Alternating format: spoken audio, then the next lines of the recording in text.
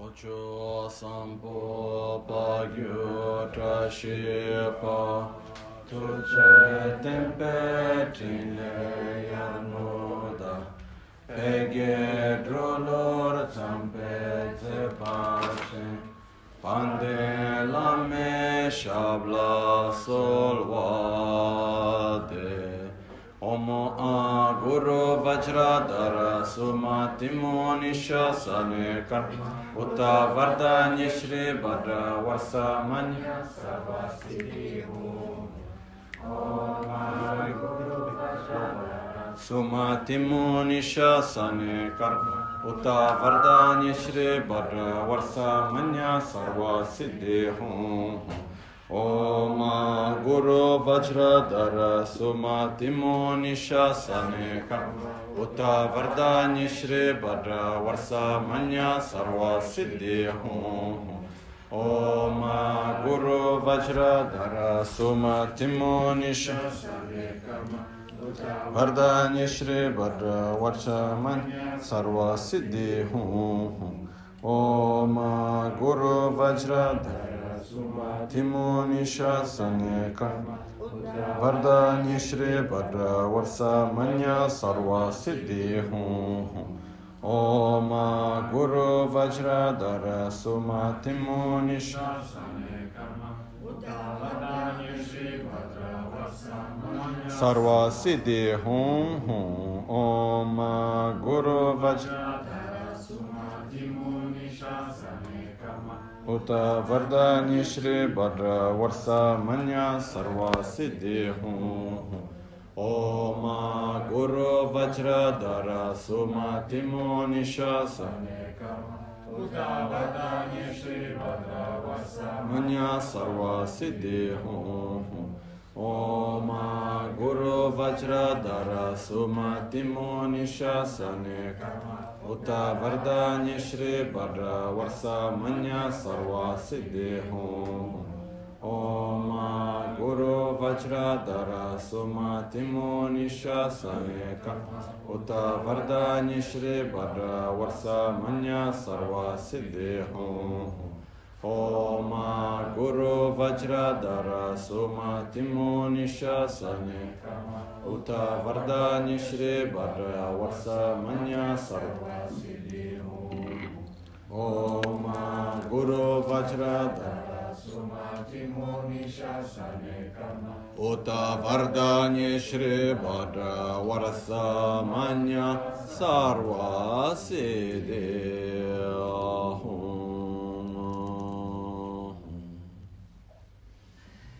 Pakyuke kudan dagi lo, pakyuke sundan dagi na, pakyuke tudan dagi, teyerme çıktı cingil.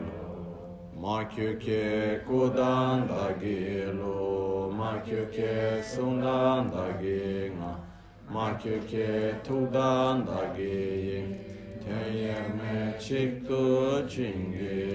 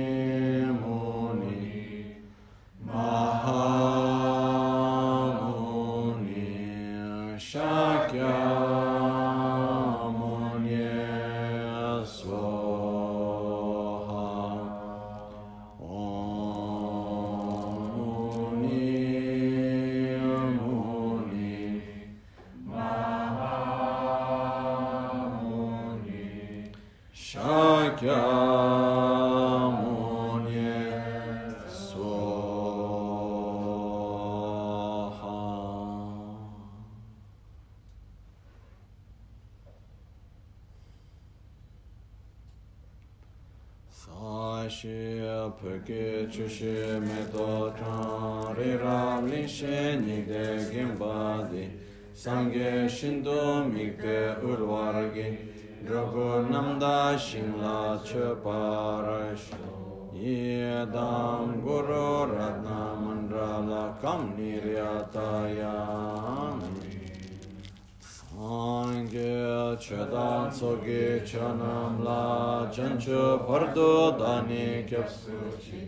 Dagi chinso gibe sonamge drola pinchira sangye drupar. Sangye chedan soge chanam la chancho pardo dani kyapsuchi. Dagi chinso gibe sonamge drola pinchira sangye druparash. Sangye chedan soge chanamla chancho pardo dani kyapsuchi. Dagi jinso gibe sonamge drola pinchira sangye druparasho. In the Buddha, Dharma and Sangha, I take refuge unto enlightenment. Through the practice of generosity and the other perfections, may I attain Buddhahood for the benefit of all sentient beings. Ayeke da ridane cheke drabonda da mikenan drawa kunge dranajiza batam jeke do dage cheten.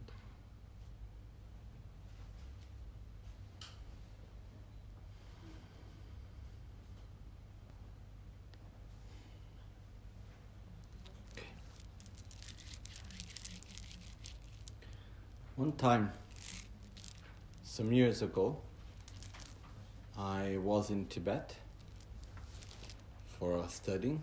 Actually, more than studying, is receiving teachings from the abbot of Tashilumpu there, Kachin Losam Pinso Rinpoche. And maybe we're talking about some 5-6 years ago, maybe more, something like this. I have very bad memory with time. Anyhow, when I was there, one day came to the hotel where I was because I was staying at Tashilumpu Monastery, but if you are not an official monk of Tashilumpu, you cannot sleep in the monastery. So they have a sort of a guest house just in front of the monastery, so I was staying there. So they came to me, and came a few monks from the monastery of Nyemo Gyatso. Nyemo Gyatso Monastery is a very beautiful monastery near Lhasa, between Lhasa and Shigatse. So came the abbot together with the Unze and some other monks, which I know them quite well. They came there and they asked, "Oh, can you please come and give teachings at our monastery?" And I was looking at saying, "What is this, Come on, you know much better than me. You have a lot of knowledge of Dharma." I was talking with the abbot. He's a young abbot, but really good practitioner, really nice, very humble also. There was one time we were there with many Westerners, and then Rinpoche Long Life Puja, he was the Vajra master, then everybody went to offer kata to him. And then there was one lady, I don't remember who she was, I think from Holland, I don't know exactly. Anyhow, offered kata to him.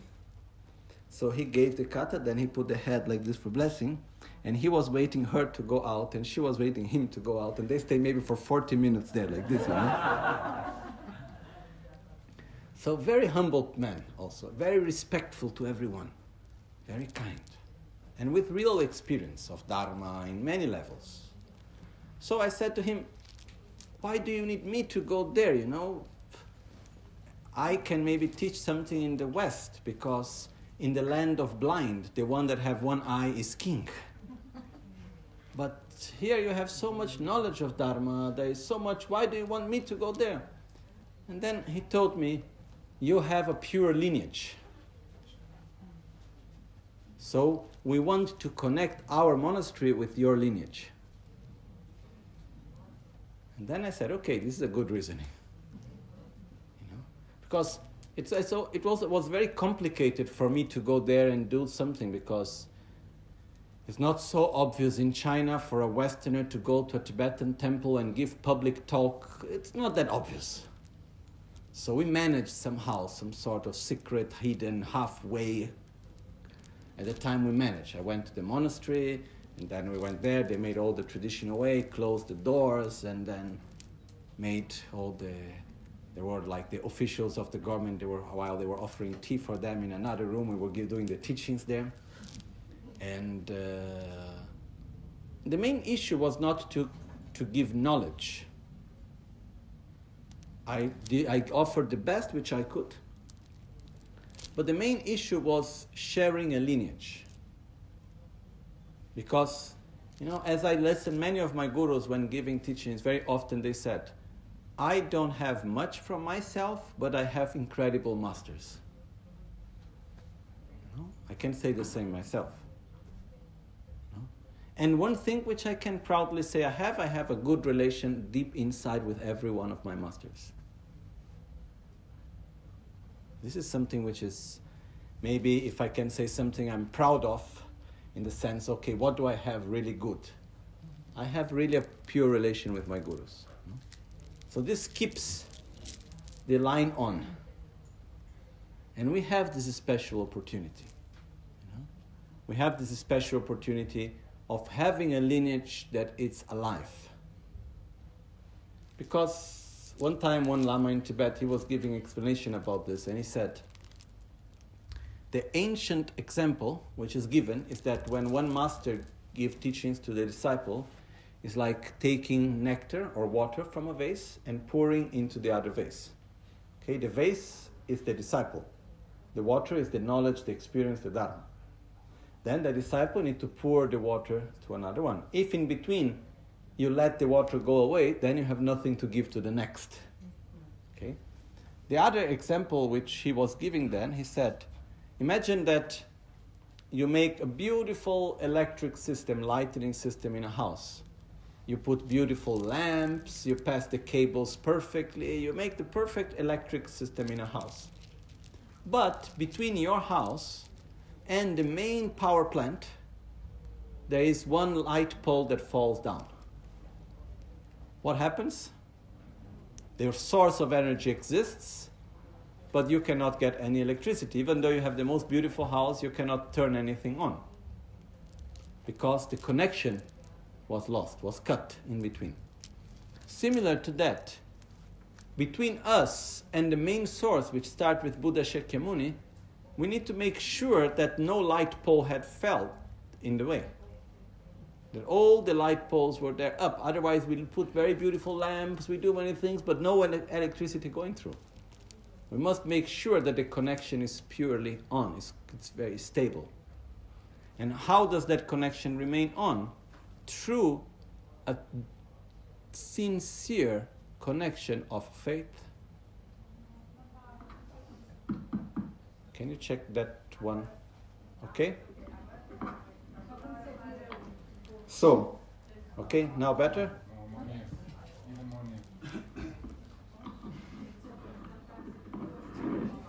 Okay. So, what happened is that when we have the light pole, it's very important that between us and the main source, no light pole has fallen. So what's the meaning of this? Is that between us, how can we connect to the light pole before us, which is our own guru? By having pure faith. How can we cut the connection? By losing faith. If we lose faith, if we lose gratitude, if we lose respect, if we start seeing at our own masters in an ordinary way and we stop having this true deep connection of love and respect and gratitude, then we cut the line. And we can have a lot of knowledge, but we don't have connection to pass through the next one. So what is very important is that more than knowledge is that when we look to our guru, did he keep a pure relation with his guru? And what happened to his guru? Did he keep a pure relation to his guru? And like this we go on until we reach Buddha Shakyamuni. And this is the most important thing. Because, we can transmit a lot of knowledge. Knowledge is easy. But when talking about Buddha's teachings, Buddha very clearly stated that there are two types of transmissions, which we call chankur, which is a turning of the Dharma wheel. There is Lungge Chokor and Tokpe Chokor. Lungge Chokor is the oral transmission. Basically is, I will explain to you the Four Noble Truths as I have heard. I will explain bodhicitta as I have heard. And I have heard as my master have taught me, and my masters received as their master have taught them. And like this we can go back and back and back and back and back until the way how Buddha taught. So even the examples that are used are the same examples. It's not that because we are in the modern time, I decide that they are not anymore Four Noble Truths, let's make them 5. Or we make them 2 because we don't like to talk about suffering, so we only talk about the cessation and the path. Okay? Or we invent a new definition for bodhicitta. This is very important, which is the transmission of knowledge in a consistent way. But the Dharma is only alive when there is someone that by listening to the teachings make a transformation inside. When we're able to develop more love, when we're able to perceive interdependence, when we're able to feel impermanence, when we're able to understand better suffering and the causes of suffering, when actually there is an inner transformation deeply happening within us, that's when the Dharma is actually alive. Otherwise, only the knowledge of Dharma is alive, but Dharma is not alive. So when is a lineage alive? When there are people that by listening to the teaching can actually, and by being in contact with the masters and the teachings and the Dharma, can make an inner transformation. That's when that inner transformation happens in any one of us, we are keeping the Dharma alive. So we have the oral transmission, and then there is what is called Tokpe Chokor. Tokpe Chokor is the transmission of realizations. There is the turning the Dharma wheel of realizations. Which means that everyone that shares the Dharma must have had his or her own experience. It's not just a matter of knowledge. Because there is an immense difference between talking about something that I have the understanding and talking about something that I have the understanding but I also have the experience. It's two completely different universes. Okay? And when we talk about teaching the Dharma, something that in Buddhism is very clearly stated, and in other traditions also, but in particularly I can talk from Buddhist perspective, no? But I think in some Hindu traditions also, but it is stated very clearly. Whenever you teach someone, you can only transmit truly what you have already realized yourself. Otherwise, they're just words. That's why it's actually a big responsibility, because we cannot truly transmit something that we do not believe, that we do not have some experience. That's what we need to share. Okay? So my point is that actually we have both at the moment. We have the lineage of knowledge, and nowadays knowledge is extremely easily accessible. Books are so easy to find. We have videos everywhere. Some of you may remember 2 or 3 years ago, there was Venerable Sanghasena from Ladakh, and he was giving a talk here, sitting here. And he was saying, when I was young, so difficult to go to receive teachings. We need to walk for maybe 1, 2, 3 weeks, 1 month, 2 months in the snow. And then the shoes were not good. And then we have pain in the foot. Then it's cold. Then not so much food. And after so much, we reach the place to receive the teachings. Then the Lama is not there. Then you need to wait for the Lama to come back. Then when he come back, you need to wait when he will give the teaching. Then he gives the teaching. Then you don't understand everything. Then you only get what you understand, nothing more than that. And then you hope for another teaching, you need to go back home, another 1 month walking, and then who knows when you can go back again for the other teaching. You know? He said, look now, you go for teachings, first of all you sit in a chair, they bring you food. You even don't need to walk, they make you fly. You know? Everything's so comfortable. Then you sleep in a place that is so comfortable, everything. He was entering into many details on this, no? And then he said, then you go and you receive the teachings from the Lama, speaking your own language. And then he was saying, he was giving more details. Then not only that, you can take the Lama home. You go home and you say, now you teach. And then you say to the Lama, sorry, I didn't understand, can you repeat? So you go back, play again. And then the Lama go and he's tell again, you know. So there is no danger that you didn't understand and you just remain like this.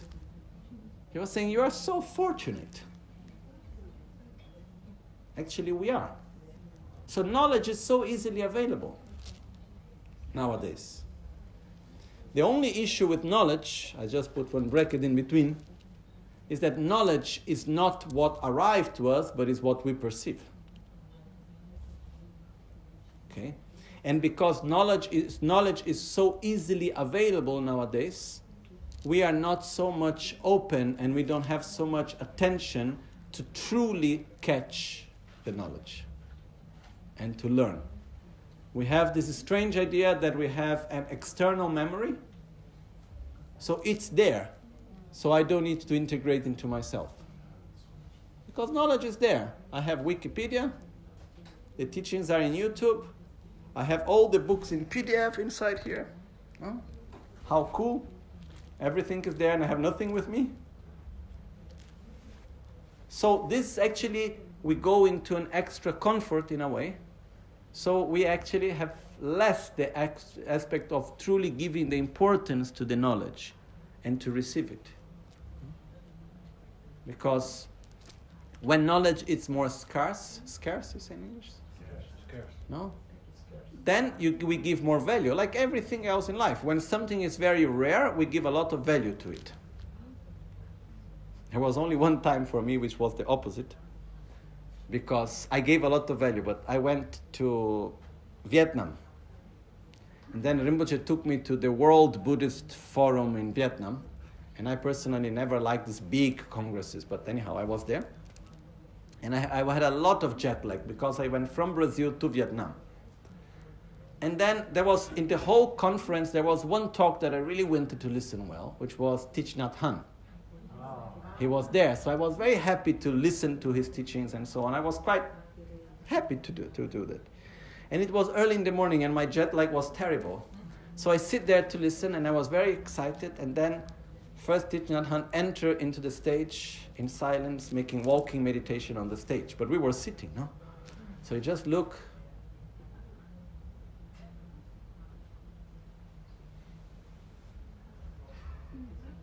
Maybe 10, 15 minutes, no? Then he sit.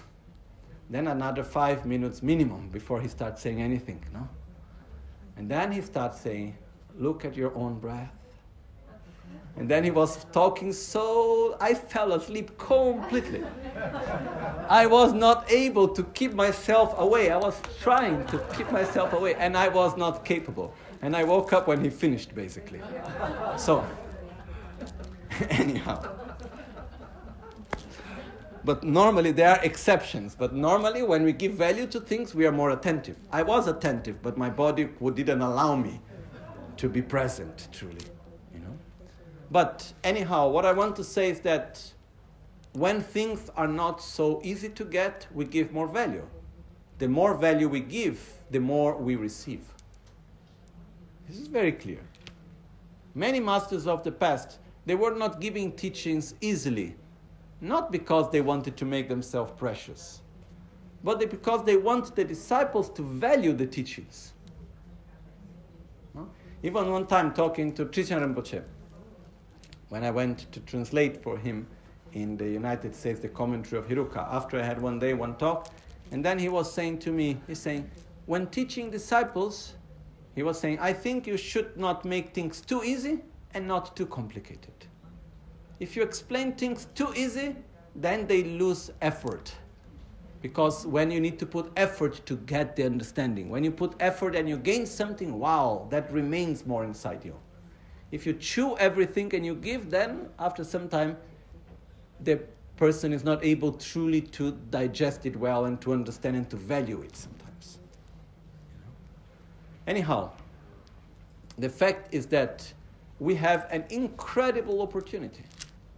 Not only we have so much knowledge, easily accessible, but we have all this knowledge at really at the tip of a finger. We can nowadays download any book. You want the Lamrim Namdrolajan, Liberation in the Palm of Your Hand, go to Amazon. You write Papon Rinpoche. You want the Lamrim of Lama Tsongkhapa, you write Lama Tsongkhapa. If you wait a few seconds, you download, you have the whole book. Then you never read it. Because it's too easily there, you know. I remember my teacher, Gelakpala, when he left Tibet, he had nothing that he could take with him, like escaping in the middle of the night. The only thing he took, he had many books, he took one book from Lama Tsongkhapa, which is one book about the correct view of reality, Trangelek Shenimpo. He took the book in the Tibetan cloth and he put around his body like a belt, you know. He said, that's the only thing I need, really, you know. And he even forgot to take a cup to drink water. So in the middle of the way, people were offering tea or things and he had no way how to drink it. But he had his text together with him, no? Which gave him all the strength, actually. So, and at that time, they were taking books and they were by hand copying, word by word. And there were many of them that they were memorizing the books because they didn't have enough books for everyone to read. So what they would do, they would lend the book from someone, memorize the whole book, and then after they would recite it slowly and think about the meaning. You know, these people could absorb knowledge. Nowadays, sometimes it's so easily accessible, not only in our Western culture, this is regarding the modern world. You know, in the monasteries is happening the same thing. Everything is there, so I don't need anything within myself. And this gives a lot of problems in the long run. Anyhow, knowledge is easily accessible for us. Not only knowledge, we have knowledge within a valid lineage. And this is something that it's truly, truly special. You know? And it's not so obvious.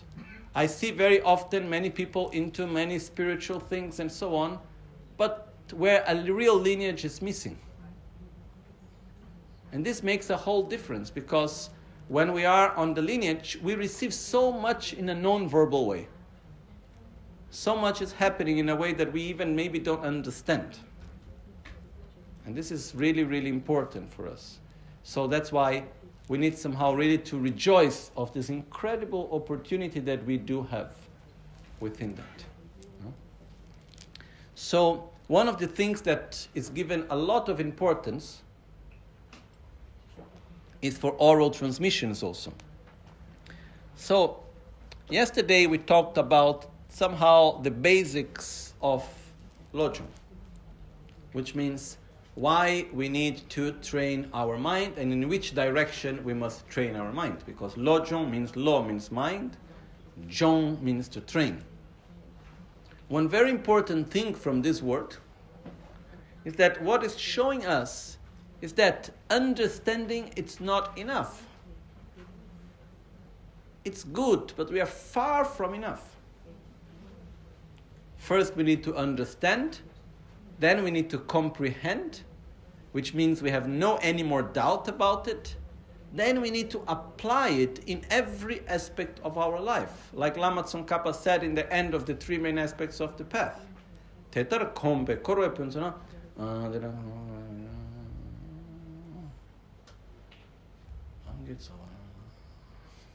The last verse.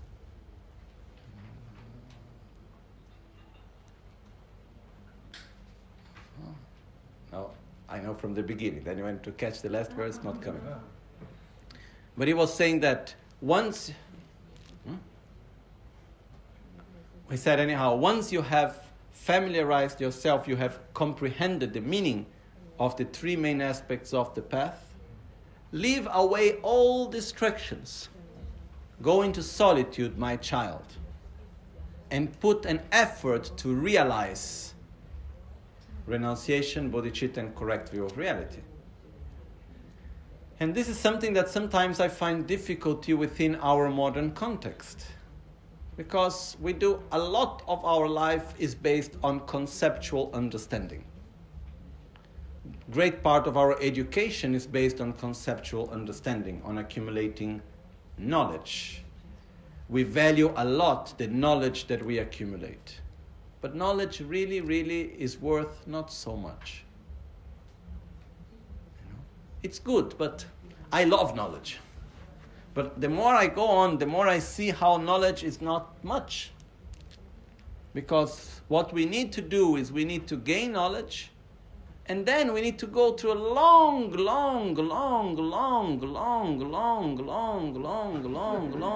process of familiarizing ourselves with that understanding. The danger is that after some time, I say, I already know that. What's the next? We are knowledge hungry, We all always want to know something new about Buddha's teachings. It doesn't matter if we really put into practice what we already know.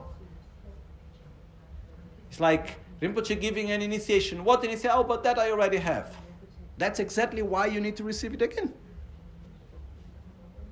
Because we need to familiarize ourselves. We need to go deepen with the practice. But we have, I don't know exactly where this is coming from, but there is this sort of hunger for knowledge. So one thing that Paponka Rinpoche puts very clearly in the Lamrim, he said, be careful that when you start to have knowledge about Dharma, there is one point in which you start to have some sort of pride, thinking, this I already know. I don't need to listen to the teachings, this I already know. That I don't need, that I already know. But the point of giving teachings very often, and listening to teachings very often, is not to gain new knowledge. Just as Shantideva in the beginning of the Bodhisattva Charyavatara, he says, I am not writing this for the benefit of someone. I am writing this to familiarize myself with what I already know. Because the point is not knowing the importance of loving. The point is to truly open our heart and love others. The point is not knowing that everything is impermanent and repeat the definition of impermanence and have the whole understanding and say to oneself, I know it.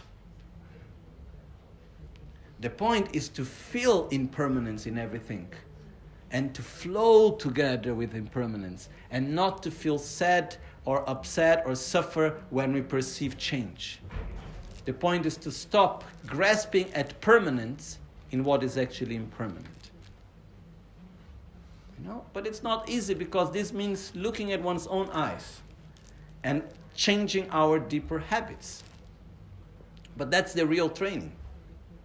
When we talk about mind training, the real training is not about having knowledge, because the teachings, it's mind training practice, Lojong, it's really easy to understand and to learn. It doesn't take much. It doesn't take much knowledge. It doesn't take a PhD in philosophy or who knows what, It's really simple. But then it takes a lot of courage to really put oneself into the game, and to say, okay, I'm really into it. Deeply inside oneself, I'm into it. I'm not only into the knowledge, selfishly speaking, it's better to be altruistic. That's a nice phrase. Okay, no. It's like really looking at one's own eyes and saying, okay, I'm tired of this selfishness. And I will look to protect myself from all the little tricky games that selfishness will play on myself. And then we start training oneself. And there is one aspect that is very, very important in all of this. Sometimes when we start listening to Dharma teachings and then we see what is the correct way or the best way to behave, to act physically, mentally, verbally, and so on, then sometimes we are a little bit hard on ourselves.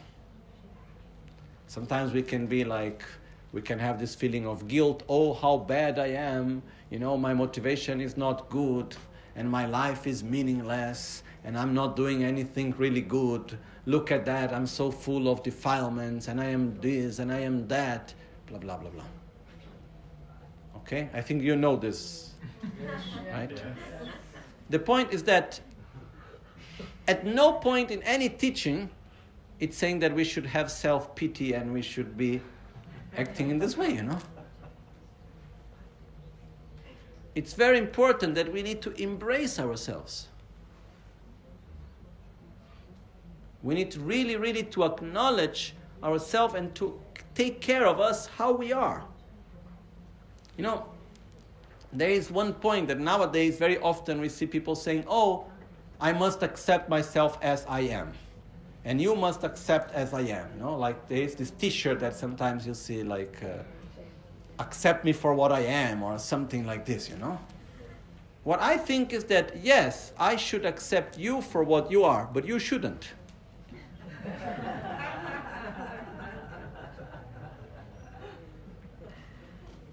In the sense that what happens is that if we simply accept ourselves for what we are, okay. If we are a Buddha, Bodhisattva, that's wonderful, no? But if we just accept us for what we are, and we think just because we are sincere with what we are, that's okay. What is happening is that we are just going to continue to follow up with the habits that we already have. We don't need to be false, and we don't need to feel this thing of feeling guilty and going against oneself. We need to embrace ourselves with our qualities, with our merits, with our defilements, with our suffering. We need to embrace oneself and give a good direction. It's like a good teacher or a good parent or a good friend is the one that goes to the other one in the moment of difficulty, embraces, shows the path with kindness, with love, but is saying, oh, okay, look, remember this. Let's say, making a stupid example, I need to drink more water, but I don't want. And there I am suffering, struggling because I don't want the water. And then I come and I say, okay, embrace, take care. Then slowly, slowly, kindly go, take the glass and say, okay, now you drink, everything is fine. So it's not the fact of, oh, how bad you are, you don't want to drink the water. No. We need to be gentle we need to be careful, but we still need to show the path and to accompany on the correct path. Rinpoche many times says, what's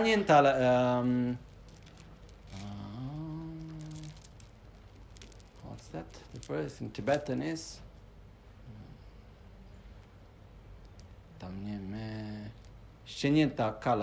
something like this, which means from the mouth of those that love you, no good words will come out, no sweet words will come out.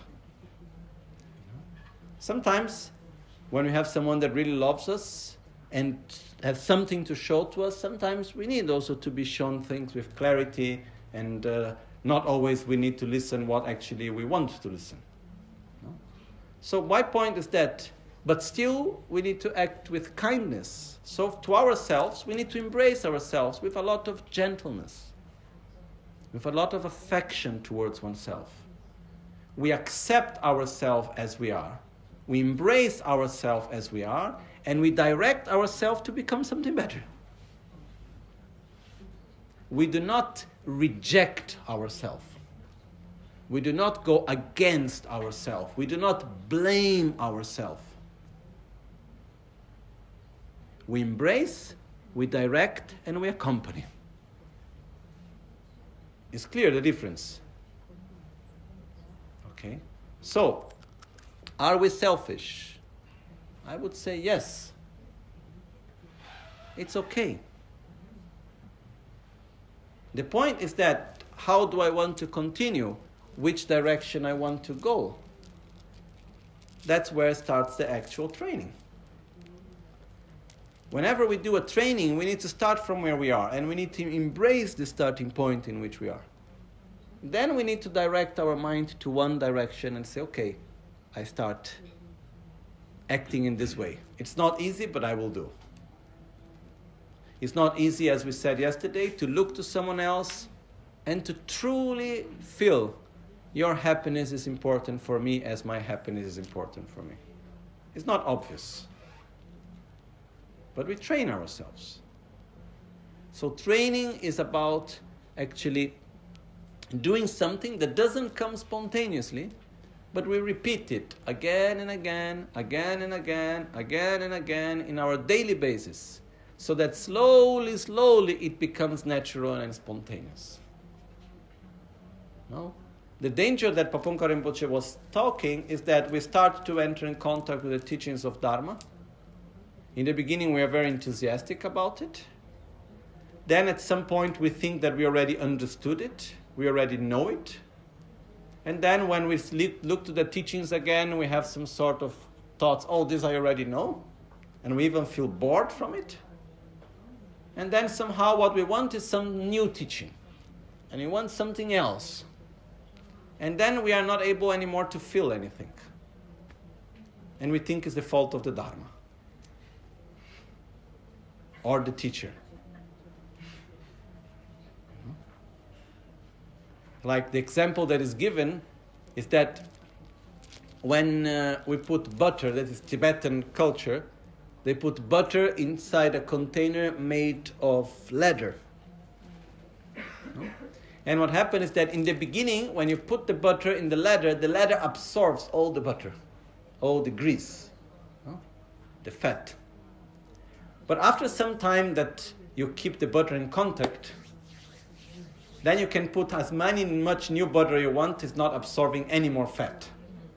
Okay? Similar to that, Papunka Rinpoche say, this is what happens when you are in contact with the teachings, when you think that I already know.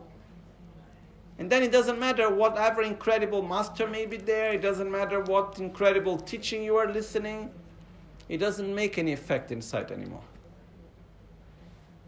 We need to be careful not to allow this to happen to us. You know?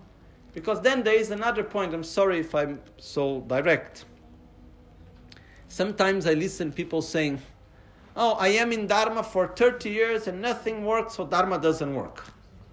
I am still here as before, so Dharma doesn't work.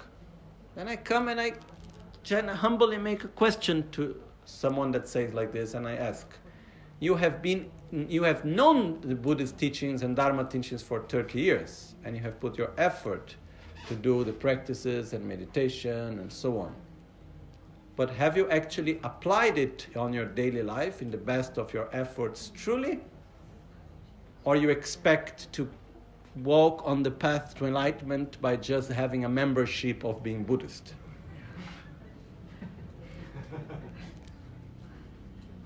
You know? Because the fact is that when is that we actually grow? When we are in front of difficult situations and we apply the teachings. This is truly when there is some movement inside. This is when we need to take refuge. This is when we do something. It's when we are in the difficulty. There I am with that person that I really don't like. And then,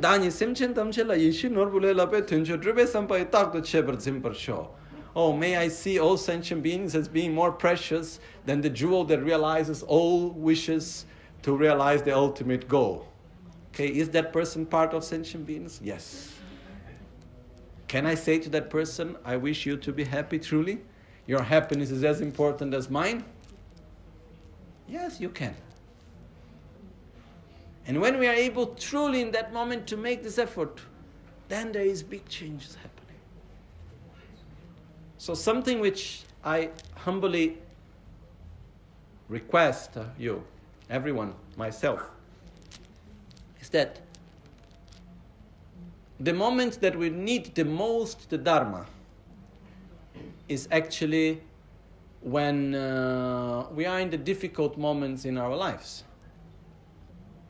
But normally in these moments is when we less want to practice, These are these moments, what we want is a solution from outside. We don't want to put our effort, because we are already so overwhelmed with the difficulty that we are going through. The idea of needing to make one effort from our side to change the way how we live the situation and to make an effort to change our side, it's quite difficult. But that's when the real thing happens. So for example, if you take refuge in the Guru and you are near to your Guru, one sign that you are really near and you are receiving all the blessings is that your life is not so easy. But you still have the means to deal with the situations and to grow within them. Even some practitioners of the past, when life was too easy, they would create situations, difficult situations. They would do it on purpose. Why? Because it's when we are in a difficult situation that actually we are faced with ourselves truly. That's when we are faced with our own defilements. That's when we are faced with our own qualities also. Because it's easy to be there is a verse in Tibetan which says, it's a sort of criticism for a behavior, but it says, when warm under the sun and with the belly full, acts like a great practitioner of the Dharma. When suffering befalls on the head, then it's just like an ordinary being. This is what we should avoid. When do we see really our faith? When do we really see our practice? In the difficult moments. Because it's easy to make everything is fine when everything is fine. But it's actually when we have the many different moments, the moments in which our faith is fading, the moment in which we have physical pain, the moment in which we have conflict in our lives, relationships, the moments in which we have doubt and uncertainty. This is when we truly need to take refuge. This is when we need to take refuge in the Dharma, because if we truly go to the Dharma, there is answer for everything. There is nothing that will be missing. And one of the important aspects of the teachings of Lojong is that it's a practice that there is no excuse not to practice.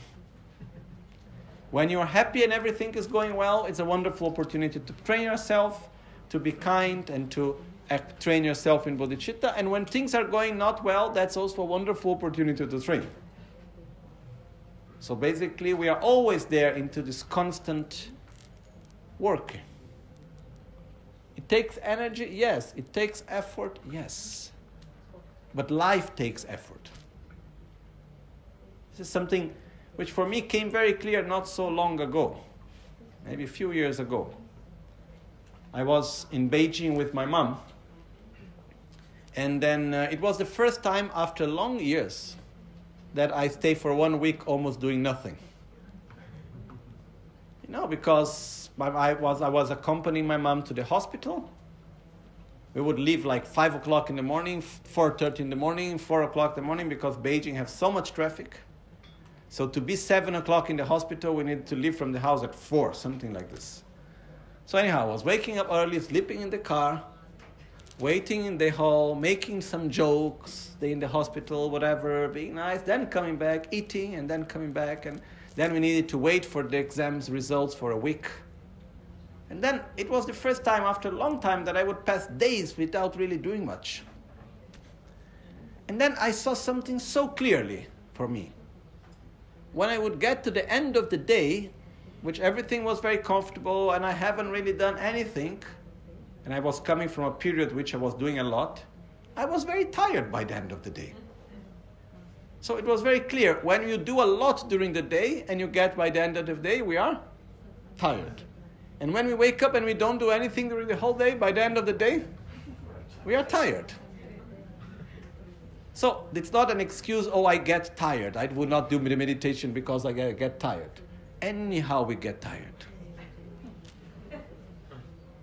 Life is energy consuming. To live consumes energy. And the other aspect is that when I look to my own life, and I have a wonderful life, which I can just rejoice and be grateful for, and I look to the life of other people around me, but talking about my own, I have a wonderful life, but this doesn't mean that it's always easy. We go through trouble. We go through difficulties. And the childhood is not easy. Being a teenager is not easy. Growing up as an adult is not easy. Living the life of an adult is not easy. Getting older is not easy. Dying is not easy. So life is not easy by itself. And Teacher Rinpoche have one text where he states this very clear. He says, life is not easy, but the point is that anyhow we will suffer. As long as we have ignorance, selfishness, attachment, hatred, jealousy, envy, insatisfaction, fear, anxiety, and so on, we will suffer. It doesn't matter where we go, with whom we are. You can move to Borobudur. After some time, Borobudur will turn into something else. Because at some point, we need to project our insatisfaction into something. At some point, we need to project our fears, our hatred, and so on. So the point is that until we have this all-pervasive suffering, until we are in this state of defilements and karma, and we live by this. No, we experience involuntary results of our own previous actions. We are taken very strongly by our own defilements. Inevitably, suffering will be there. But one of my teachers, Geshe Tupte Rinchen, he used to have a term which I like very much. He used to say, okay, anyhow, if you need to suffer, but try not to suffer for things that are useless. At least suffer for good things.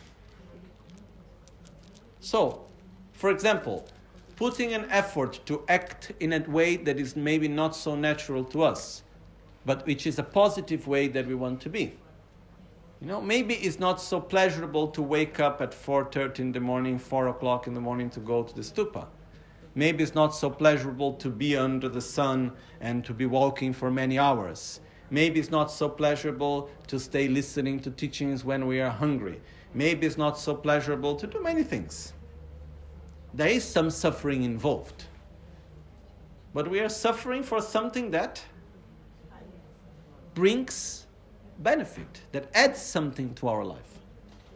And I have my own theory, which is that at a due moment of our life, based on our own karmic cycles, or where we are, there is a certain amount of suffering that we need to experience. And it's very interesting because this is my own theory, so it can be right or wrong, okay? What I observe is that there is a certain amount of suffering. If we add more problems, basically what happens is that one problem overwhelms the other, but the amount of suffering remains more or less the same. And then you take away the problems, then still the amount of suffering remains the same, and we create new problems. It's very interesting to see when the person is suffering a lot and then suddenly the problems are gone, then there is a moment of joy, then suddenly it enters into the same level of suffering again. Until a cycle is not completed. Or someone that is suffering because of something, and then you can add another big problem on top, and then that first suffering somehow is gone and because overwhelmed by another one. So, really, as Atisha said, that we were saying yesterday, do not fear suffering. It's like one time I was in Tibet, and I went to see my teacher for teachings, And it was December. It was snowing. It was really cold. And I don't know, normally I don't suffer so much the cold in Italy, but in Tibet, it was so cold that day. I think because of the humidity or whatever, no heating in the house. I had like 4 blankets on top, 2 blankets under, 2 pashminas, and I was still trembling in the bed, no? And then I needed to put extra sweaters and 3-4 socks, and then suddenly I start to warm myself up, no? So the next morning, I went there early in the morning to receive teachings. At 8 o'clock, I need to receive teachings, but the sun is rising at 8 because we have Beijing time. So it's truly 6, but... So there I was, and it was really cold. And when I arrived to get the teachings, when I finished the teachings, I looked. My guru, he used to live in a small house, which was the place of the historical abbots of Tashilhunpo. And there was in front a small sort of terrace, where they just closed one part of the terrace with some very thin plywood, and there was someone living there, one of his disciples.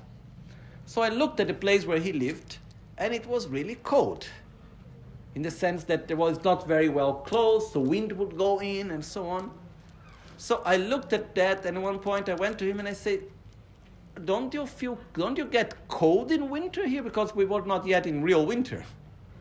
Don't you get cold in winter here? He looked to me like if I was making the most stupid question. And he just said to me, winter is cold. And then now what, you know? And it was a big teaching because the meaning is winter is cold. So during the winter, where is his mind? Into learning the teachings, doing the practice. Not into, oh, it's cold, it's cold, it's cold, it's cold. Oh, it's hot and it's humid. We are in Indonesia rainy season. You know? But how much space do we occupy in our mind with this? That's the point. Okay, take a thick blanket or put on the AC, do whatever you want to do, but don't occupy the mind fully with all of this. So what happens is that when we fear suffering, it overwhelms all our inner space. And it takes much more space, the time before the suffering with the pre-suffering and the post-suffering, than the actual moment. And what happens is that we occupy all this space of our mind and life goes by.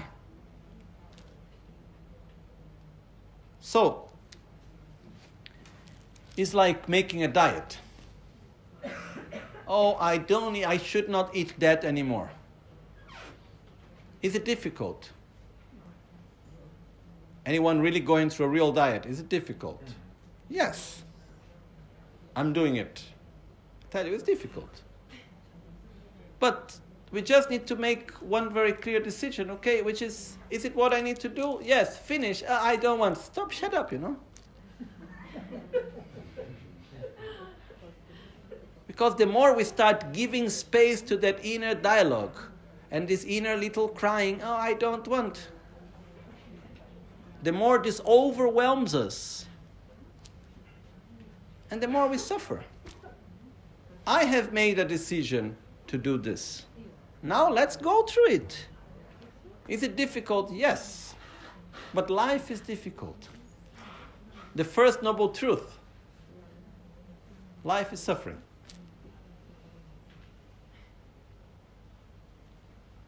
Sorry.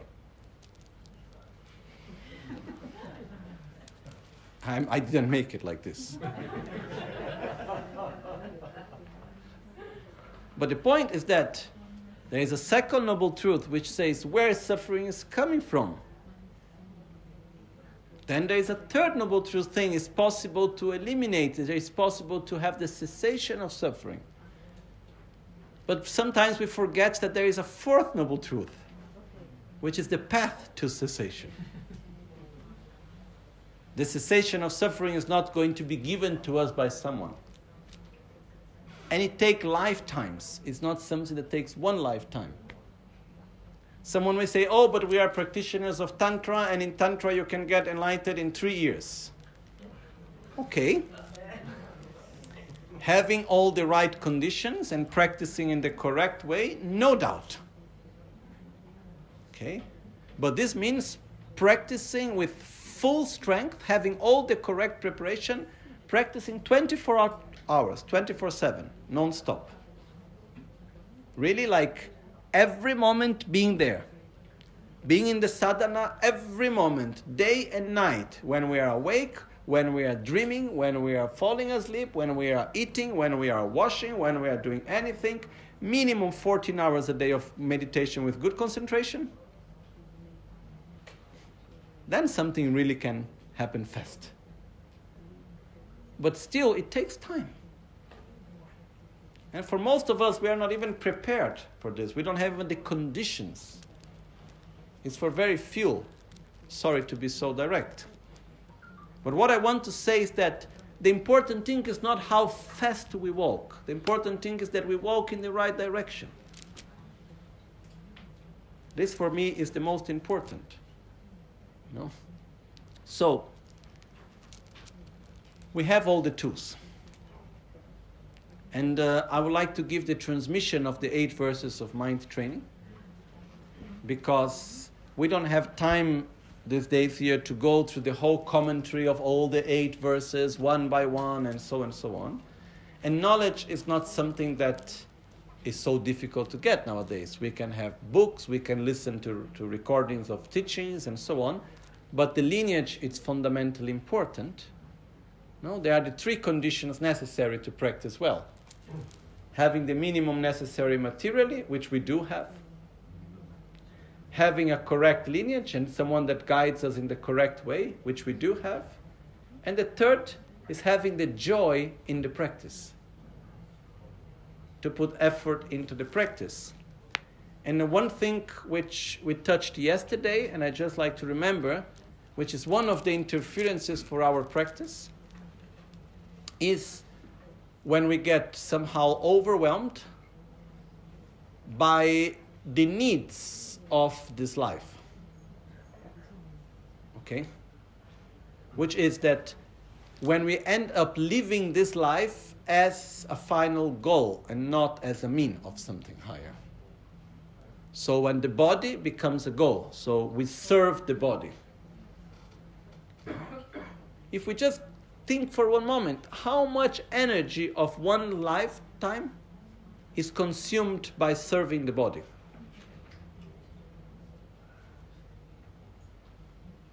Okay? Between eating, making money to eat, resting, giving pleasure to the body, digesting and everything that comes with it. How much inner space all of this consumes? It's quite a lot. Then how much time and space consumes our own livelihood? Making money, managing money, buying stuff, taking care of stuff. You know, how much time, how much energy we are consumed by our material world around us. A big part of it. Then how much time we are consumed in our life by trying to make other people to be what we think they should be. You know? And somehow the time that we consume in the relations with others and all of that. In the external way. How much time is left from all of that? So, if we want to practice Dharma outside of our daily activities, forget it. You know? We have almost no time left. As Atisha would say, there is one text in which it says, during the night you are sleeping, during the day you are distracted. Then when can you practice, you know?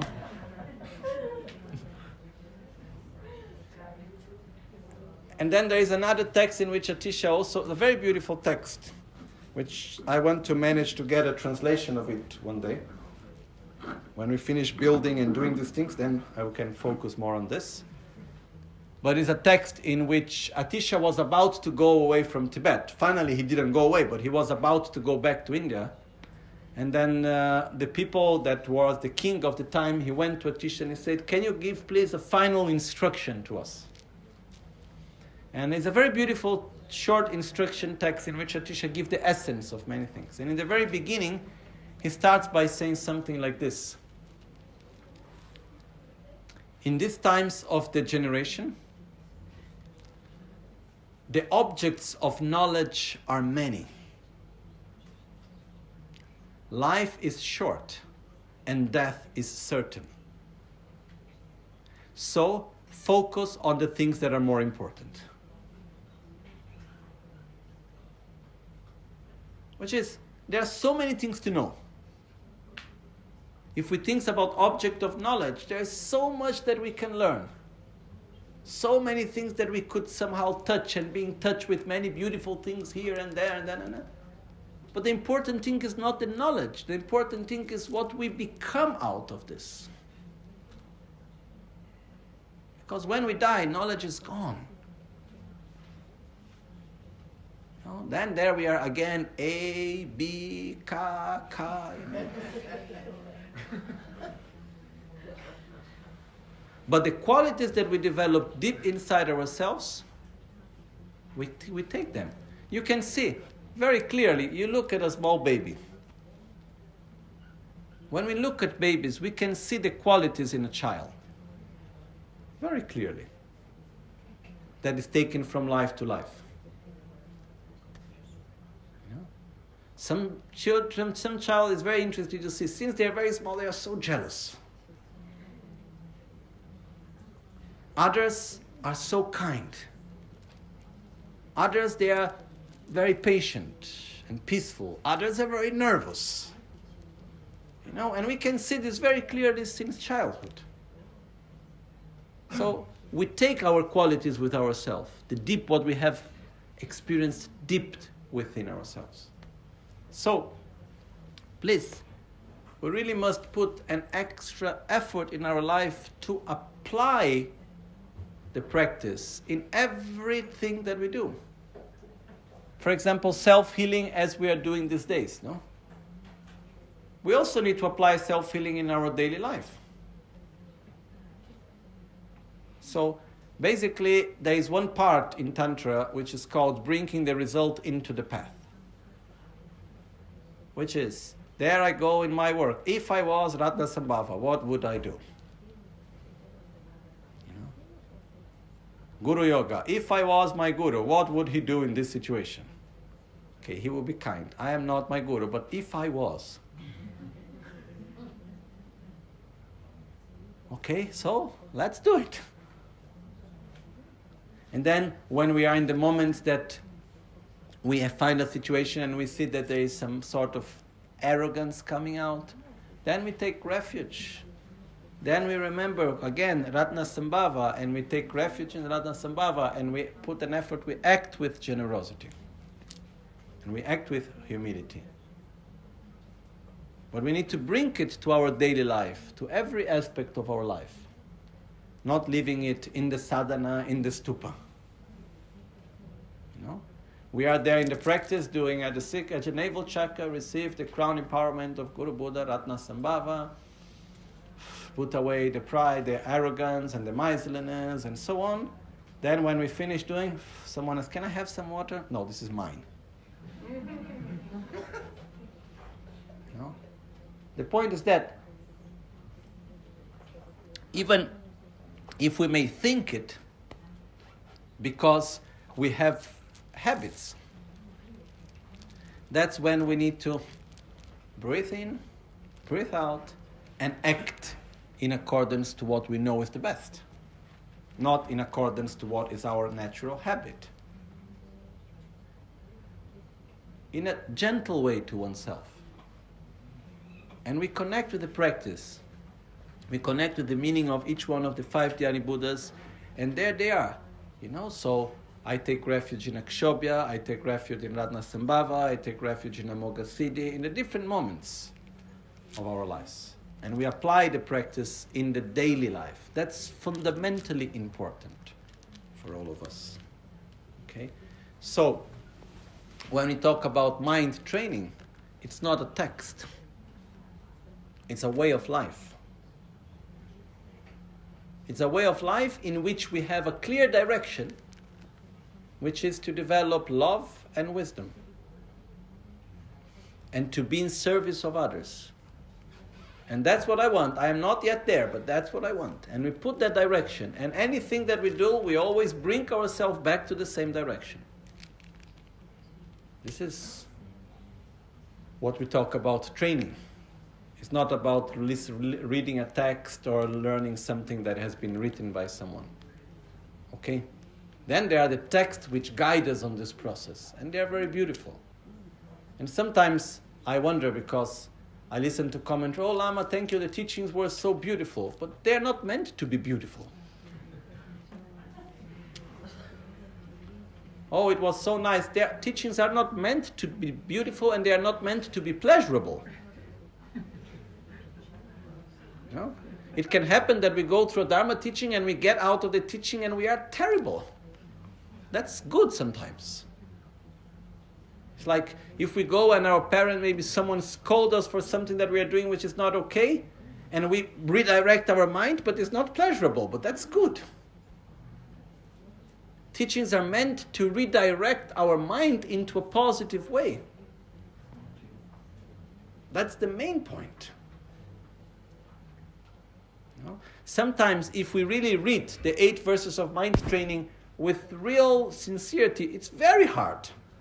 It's not pleasurable. They are beautiful verses, yes. Incredibly beautiful. But they are not easy. For example, when it says here,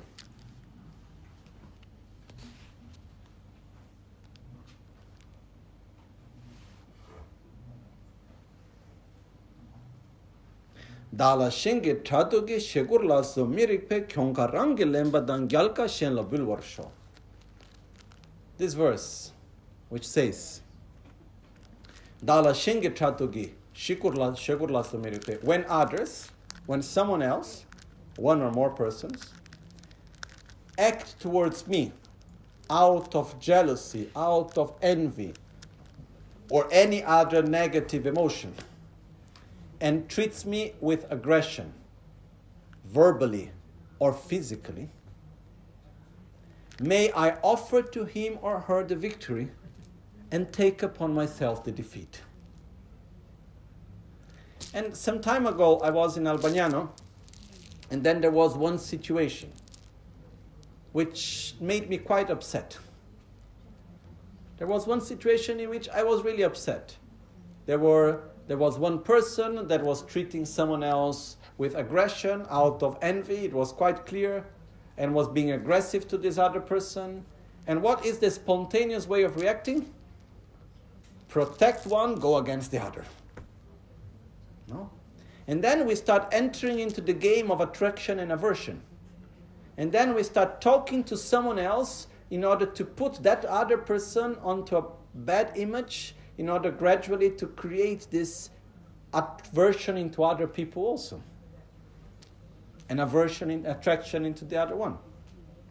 So I was looking at this and I was thinking, what shall we do in this situation? Because I could not be totally passive in front of the situation. I needed to do something before it got really bad. So I talked with Rinpoche, we talked about many solutions, and there we were up and down and saying, oh, what to do, Rinpoche? I gave some ideas, and all the ideas I would say, Rinpoche was saying, yes, yes, yes, good. But I felt inside that it was really not the right thing yet. Then I was walking, going down to the center from the woods. And then came Geshe Larin Tampa to me. Not that he arrived there, came in my mind. No? And came this verse, Dala shenge tradogi shegurlaso mirikpe kyonga rangi lembadan gyalka shenla bilwarsho. When others, out of envy, jealousy, or any other negative emotion, treats us with aggression, verbally or physically, may we offer to that one the victory and take upon ourselves the defeat. When I remembered that verse, and I thought that it became so clear, what was the real solution? Give the victory. And it was incredible because the moment I felt it, all the weight from my shoulder went away. Because there is this attachment to be right. The attachment to get the victory. At one point, it's not anymore about the actual issue of discussion. It's about who is right and who is wrong. It's about gaining the victory and defeating the other.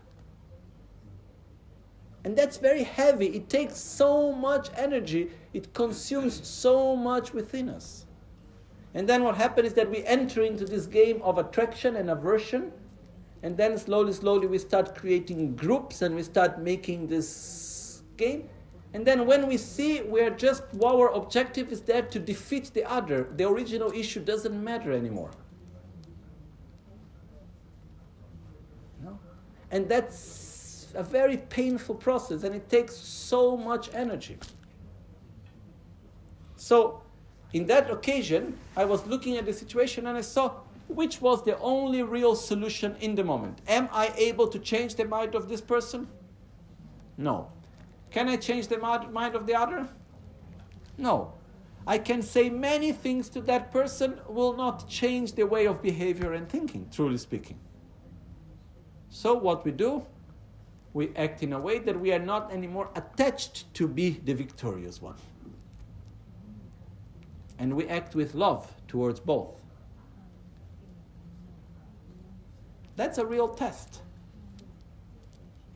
When we see someone acting in a way that we do not agree, to act with love, which is the next verse. The next verse says, Kanla dagi pentabar rewachewa kanshigi shindu mirig nechena shinyan tamba tower show. Whoever to whom I have benefited, kanla dagi pentapam, or in whom I have placed my hopes.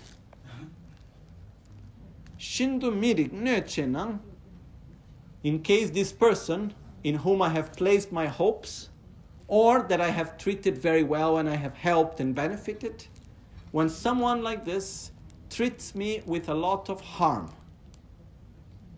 may I see that one as the great teacher. Shenyan Tamba Tower Show. May I be able to see that person as a great guide to my spiritual path, as a great teacher. Which is the truth. It's easy to love someone that acts in the way how we want. The point is that when we are confronted with someone that is acting in a way that we really don't like, that is really against our expectations, and it's really not in the way how we like people being with us, and really not nice in many aspects. That's the real test to see if we are able truly to love sentient beings.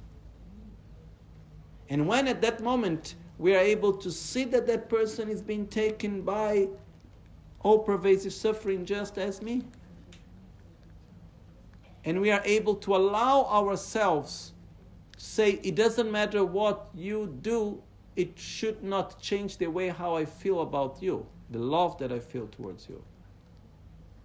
This doesn't mean that I agree with your behavior, but this shouldn't change what I feel.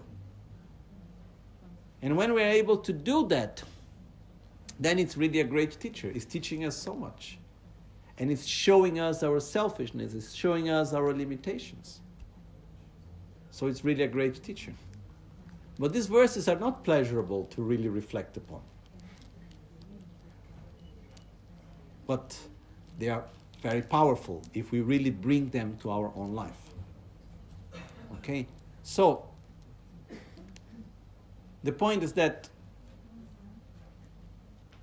we need to be truly sincere with our own selves. And we need to be very gentle and kind towards our own selves. At the same time, we need to be, gentle, kind, but also strong and clear. Not allowing ourselves just to fall on our habits. Okay? So I will do now the transmission of the 8 verses of mind training. And then I will give each one, you take your time to read, to reflect upon it, and I will just go through it very briefly. But the main issue is that we have a pure lineage, we have this opportunity, I will give you the transmission, and then we just need to start applying it to our life, because the meaning is not so difficult truly to understand. Okay? I know many of you already do it. And the important is that whenever we practice something deep, it must be done in secrecy. Like one Lama, very important Lama, he was living in the house of one of my gurus when he came to India, which was the abbot of Tashilumpu in India, Kachin Losang Soba Rinpoche. His name was Rato Kyongla Rinpoche, living in France. And he was staying in the house there, and then I saw a few times, and my friend that was often there many times, he was doing his daily practice. And it was very hot, so the door was open very often. So he was meditating really perfect position and doing his meditation very beautifully. If he perceived that someone was looking at him, he would make like if he was sleeping. Why? Our tendency is to do the opposite, no? We are half asleep, someone come, we go, oh.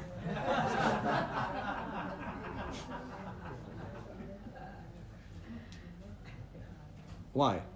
Because we are attached to the image of being the good practitioner. He's fighting against that attachment. No? And protecting himself from his own weaknesses. So, anyhow, let's go to the transmission. Do we have to stop? No, it's okay.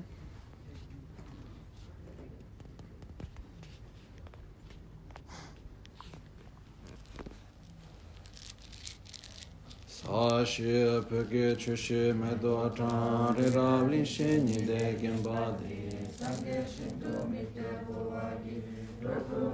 Shinla che parasho yedam guru ratna mandala kam niryatayami.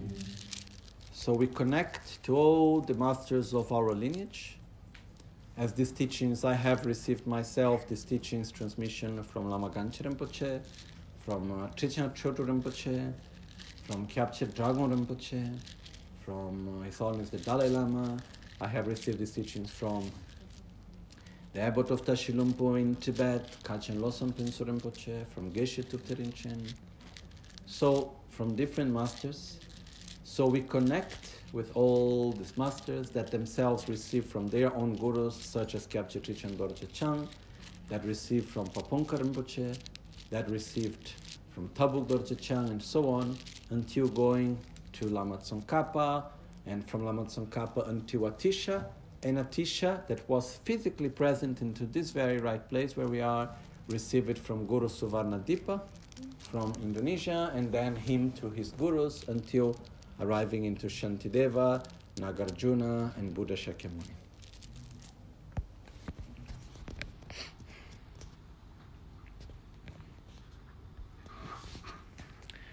Kadambe geshe langrian tambo dorje senge zebe lojon sige mashu so Danye semchen tamche la yishe norbo lelha pe tencho drube sambaye Dakto chebra zimbra sho kanto sudan drokpe tse Danye kunle menta shin shenla samba takpa ye Chokdo chebra zimbra sho Cholama kundu rangyo la Tokchi nyomon kemata Dakshin maron chebe na Tsendab dongne dokpara sho Ranshin embe simcheni Diktun takpo nendong se Rinchen terdan treba shen Nyebra kawe chinzin sho Dala shenge trato ge Shekura laso mirekpe Kyonga range lemba dan Gyalka shenla bulwar sho Kanla dagi pentak pan Rewa chewa kanshigi Shindu miri neche na Shenyan tamba tawra sho Dorna ngwadan gyuba ye Pende manama kuilab Ma ye nedan dungal kun Sangwe dala lembra sho Teda kuingyan chöke gi Tokpe time mabakshi Chokun gyumra shebelo Sheme chingwa le trola sho Chebadini kandamba gewe shenge larindamba dorje senge gi zeba.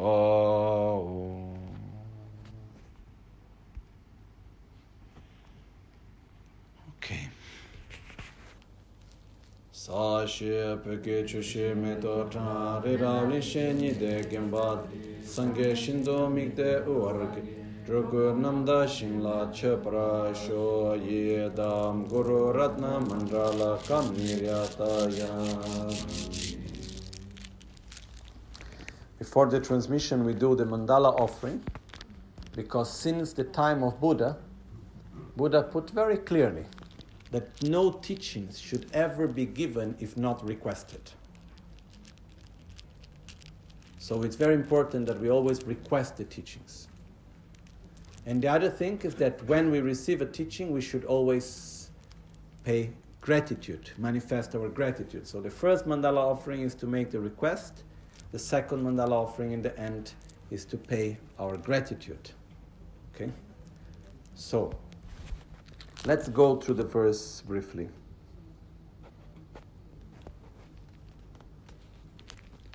Dāngi simchen tamche la yishi norbul hela pe tunchu drube sambai takto chebar zimbra show.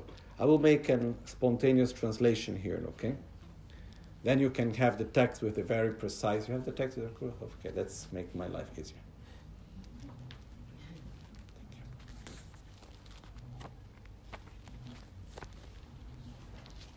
Dāngi simchen tamche la yishi norbul hela pe tunchu drube sambai takto chebar zimbra show. Remember that these verses means they are only meant for those that are truly willing to train themselves in bodhicitta. They are not meant for many people. They are meant for the few brave ones. They are like the peacocks in the garden. The peacocks are animals that they eat the poison and they transform the poison into beauty.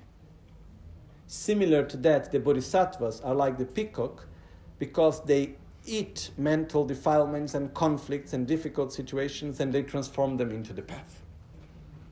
So it's said that the bodhisattva, he's not looking for a comfortable place to be. He's looking for a place where he can be of greater benefit. No? And often the bodhisattva, he is like, it's given this example, no, on the Lojong Korlo, the will of sharp weapons, mind training text. It's beginning with this analogy with the peacock. So the bodhisattva is someone that is brave. Bodhisattva is someone that is brave to be in life and still be to be in the system and still be against the system. To be in samsara but still not follow samsara. To be with others and still not let oneself be taken by the common way of being and doing things. You know? So it takes a lot of courage. So this is not a text that is for anyone. It's a text that takes a lot of courage truly to receive it and to practice it. Okay? So we have this lineage, so we receive it, and then we keep it there in the moment that we say, okay, I am ready. Then we start really bringing it to our own life. But again, we have this precious opportunity, but it is not something which is of common knowledge. Try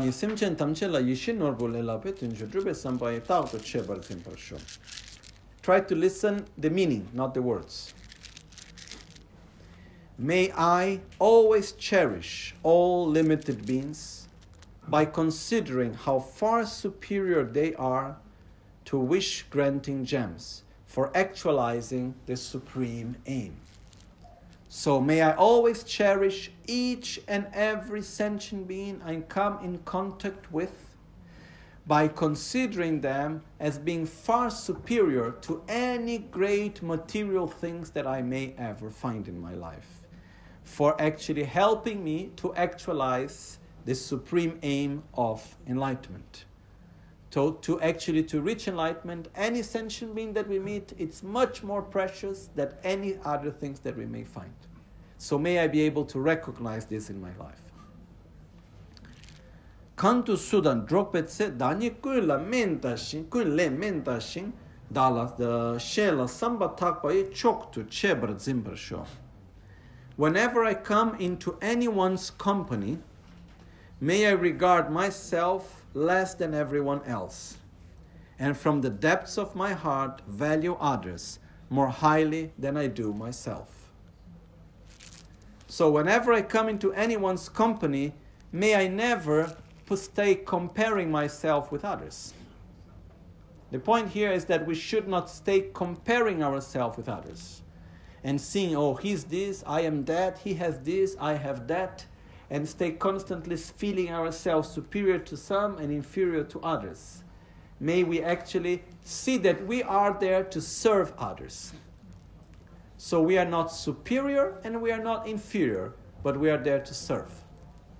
And this is something that is very important to understand, because in our modern culture we have this idea that if we are serving someone, we are inferior to that person. Very often we have difficulty serving, because when we are serving someone, it's like if we are in an inferior position. We see this in very practical level. When actually it's not. No one can put me in an inferior position because I am what I am. And no one can make me superior because I am what I am. As in another teaching of Lojong says, anyone can come and tell me that I am an emanation of Buddha and the gods into earth. It won't make me one. Anyone can come and can say that I am the devil on earth. It won't make me one. So I am what I am, and I'm following my own path. And what I am in the path of the Bodhisattva, I am the servant of the Dharma and the servant of beings. And I'm happy to serve. And I'm not superior and I'm not inferior. I am myself on my own path, with respect and gratitude to all. Okay? And this is something that it's a very big teaching, because we are constantly comparing ourselves. All the time. It's very tiring, actually. And then in this attitude of constantly comparing oneself, we end up having three main attitudes. We have envy towards those that have more. They have more attention, they are more beautiful, they have more money, they have more time, they are better practitioners, who know what. Then towards those that are equal to us, we act with competition. We try to be better than them. And to those that have less than us, what is the attitude? We end up with arrogance. So all of this, it's coming from the root of comparing self with others. So in this verse here, it's not saying that we should see ourselves as inferior, but we should not act as superior. And the main point is, wherever I go, with whomever I am in the service of others. I don't see that the others are into my service, but I am in the service of others. Because I am in the service of my Guru, and he is in the service of sentient beings, so I serve sentient beings. And who are sentient beings? It's the guy in the check-in desk. It's the person serving us the food. It's the person sitting by ourselves. It's the lady that gave birth to us that we call mother. Sentient beings are everywhere, and we are into their service. So we shouldn't put ourselves with superiority in front of anyone else. And we don't need to see ourselves as inferior either. Okay. Chilam kundu rangula tokchi nyamon kemata dakshe marun chebena centab dongne dokprasho. Whatever I am doing, may I check the flow of my mind. And the moment that conceptions or disturbing emotions arise, since they debilitate myself and others, may I confront and avert them with forceful means. I will read again. Whatever I am doing, it doesn't matter if I am waking up, if I am having food, if I am walking in the stupa, if I am talking to a friend, if I am watching a movie, if I am doing whatever I am doing at any moment, may I check the flow of my mind. May I check what is happening inside of me. May I be aware of what is happening inside of me. And at the moment that conceptions or disturbing emotions arise, conceptions are thoughts, negative thoughts arise regarding the past, regarding the future, regarding judgment of other people. Whenever we have a negative thought or a negative emotion, strong attraction that brings to jealousy, strong aversion, fear, anxiety, any sort of negative emotion that arises to us, at that moment, since these negative conceptions, these negative thoughts and emotions, they bring harm to myself and to others, they debilitate myself and others, may I confront and avert them with forceful means. But here there is one key. What happens when we have a negative thought and we try to put this thought away? It sticks even harder. Okay? So, the point is not throwing away a negative thought. The point is not allowing that thought to overwhelm ourselves. So whenever we see that, first of all, whatever we are doing, always have this state of vigilance, of awareness of ourselves, of self-awareness. And whenever we see that our mind is going in a bad direction, whenever we see that we have emotions that they are not good for us, we don't need to block them, but we should not follow them. So we remember they are impermanent, and as they come, they go. I don't know, to none of us have ever happened that we got angry and that anger remained there forever. It doesn't matter how angry we were, at some point anger fades away. And then suddenly we are happy. Then what happens to that happiness after some time? It also fades away. Because our thoughts and emotions, they are all impermanent also, and they are constantly moving. So in the moment that these emotions come, we do not block them, but we make an effort not to materialize them. By speaking or by acting.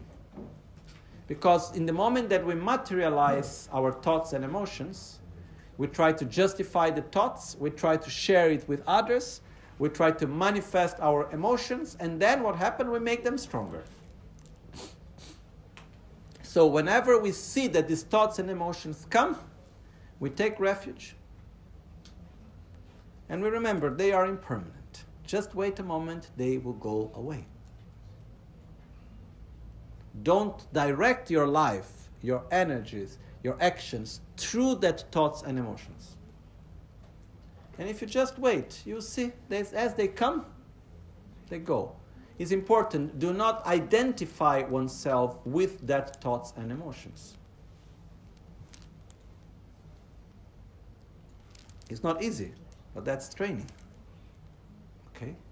Then with forceful means, there are different ways to do that also with breathing. Forceful means what Rinpoche teaches us in self-healing.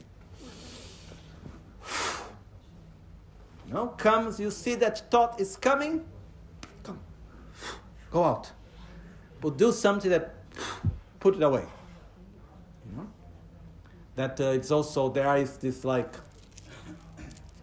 There are different techniques like this, but one of the technique of forceful means is to use the breath to strongly put away different thoughts and emotions. As we do the Shuddha Shuddha Soha. This is called forceful means. When forceful means don't work, then you need to use peaceful means. It's like if someone come and start talking, saying something that we don't want and it's not the moment to talk about, we can be strong and we can say, stop, it's not the moment. But sometimes people are not ready to listen. And then what we do? We just let it flow. You allow the person to speak, but you don't listen. You say, now is not the moment. And then slowly it fades away. So, when it comes to us, it's very important to have this constant awareness.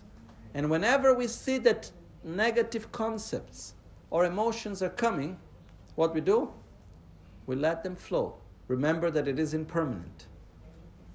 Okay? And one extra thing about this is the fact that actually what happens very often is at one point we are not feeling well. You know, maybe there is something connected to astrological aspects, maybe it's something connected to our body, maybe something connected to our hormones, maybe it's whatever. It's the impermanence of our feelings, and our feelings are impermanent. So at one point we are not feeling so well. What is our tendency? We acknowledge that we are not feeling well, we remember that it is impermanent and it will pass, and we let it flow. Or we try to find something to blame and to find the reason why we are not well. And normally we look for external reasons. So we start reasoning. And we start pointing the finger and looking for something or someone that is the reason why I'm not feeling okay. And most of the times, it has nothing to do with our feeling, what we point the finger on.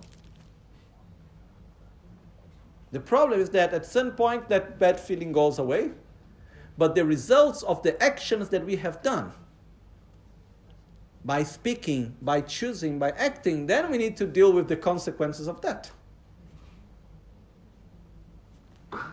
Like, for me, this is very clear in many, many occasions. There is even one British scientist, one lady, and she made one research. I just read one article about it one time. She made a research on human behavior, and her conclusion was that most of us are not really able to judge what we are feeling. And we judge our feelings based on context. And she made many examples also about herself and other things, and she was doing very strange research and tests on these things.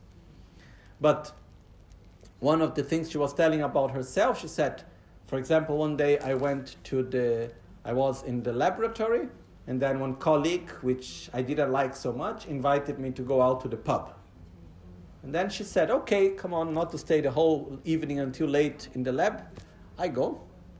And then as she was there having a beer, she started to feel some movement on her belly, inside, and she started to feel some warm feeling coming up, and her face getting warm, and she felt some warmth inside. And then she thought, oh, maybe I like this man, and I didn't know. So she ordered another beer, and she went on, and then she already fixed another date to go out again. And then when she got home, she saw that she actually had a cold.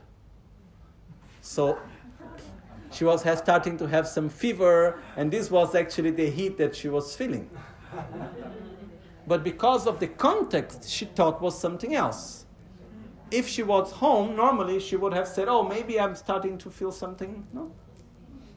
So the point which it is that very often we have feelings that comes through our body, our mind.